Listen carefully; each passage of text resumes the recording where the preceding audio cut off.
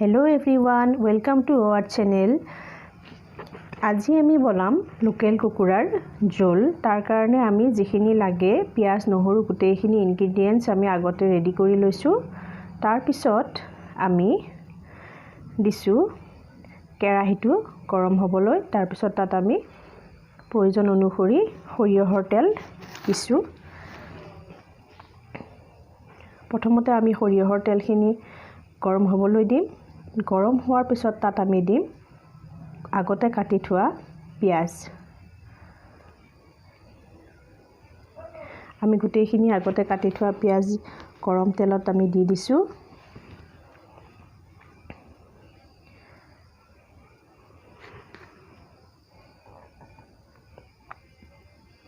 এতিয়া আমি তাত দিম আগতে থৈ দিয়া নহৰু পেষ্ট। আগতে ৰেডি কৰি থকা থৈ দিয়া নহৰুৰ পেষ্টখিনি আমি দি দিলো। তাৰ পিছত জলকীয়াৰ গুড়ি, জালুকৰ গুড়ি, জিৰাৰ গুড়ি আমি গুটেইখিনি আমি দি দিলো। তাৰ পিছত আমি ভালকৈ লাৰিলো। পিয়াজখিনি ৰঙা হোৱালৈকে আমি লাৰি থাকিম। হালধিটো অকমান দি দিলো। তাৰ পিছত 3 খিলামান তেজপাত দিলো। ভালকৈ আমি লাৰি থাকিম সেইখিনি।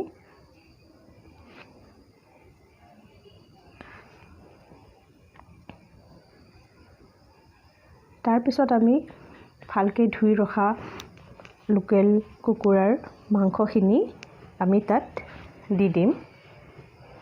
এইটো আমাৰ নতুন চেনেল হয়, গতিকে আশা কৰোঁ সকলোৱে ভাল পাব, লাইক কৰিব, শ্বেয়াৰ কৰিব। গোটেইখিনি আমি কাটি থোৱা মাংস আমি দি দিলো। তাৰ পিছত আমি ভালদৰে গোটেইখিনি যিখিনি দিছিলো কেৰাহীটোত গোটেইখিনি আমি ভালকৈ মিক্স কৰি দিছো।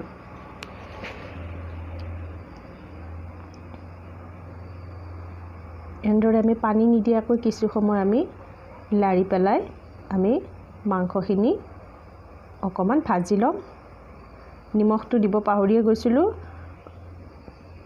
অকমান নিমখ দিলো। অকমান ভাজি লোৱাৰ পিছত ৰঙচুৱা হোৱাৰ পিছত তাতে আমি অকমান পানী ঢালি দিলো। বেছি পানী দিব নালাগে, অকমান পানী দি পেলাই ঢাকনিখন দি অলপ জুইটো বেছি কৰি দি পেলাই আমি 20 মিনিটমান দি থলো।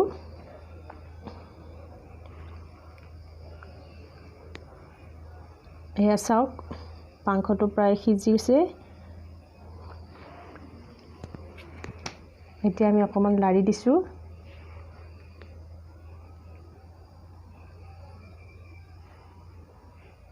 এতিয়া আকৌ ঢাকনি দি দিছো যাতে মাংসখিনি আৰু ভালদৰে সিজে। আমি মাংসখিনি হ'বৰ সময়ত লং, ইলাচি, ডালচেনিখিনি পেলাই দিছো। এয়া চাওক মাংস প্ৰায় হৈ গৈছে, ৰেডি হৈ গৈছে।